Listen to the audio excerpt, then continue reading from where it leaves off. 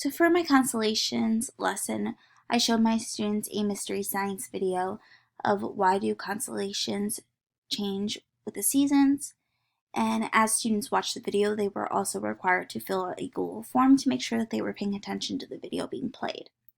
Afterwards, we got into the fun stuff in which students got to create their very own constellation. So my only requirement for this was that there had to be lines connecting the stars so that we could see what their constellation shape was.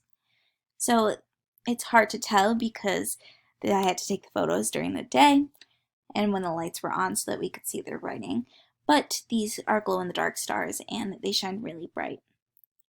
So this student decided to name their constellation the Flapper, and their story was, there once was set to sea, and the ship ran over the flapper, and then the wind came in and pushed the flapper into space, and now you can see him on May 13th, the day he got washed up into space.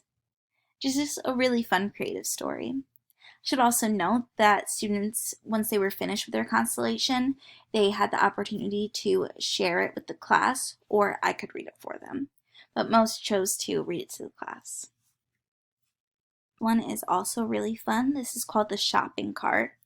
And the student wrote, the shopping cart came from Target, and then it got really windy and blew away.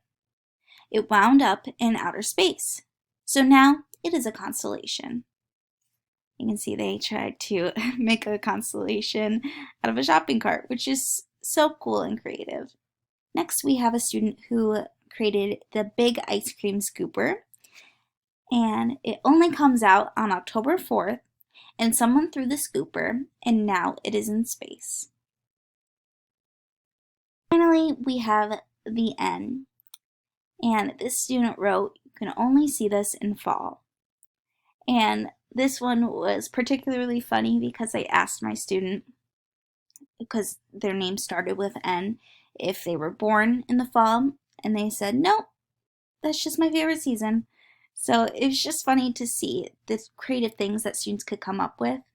So I really try to incorporate writing as much as possible into the different things that I do. It's a really important part of balanced literacy. And also, you never know what students can come up with.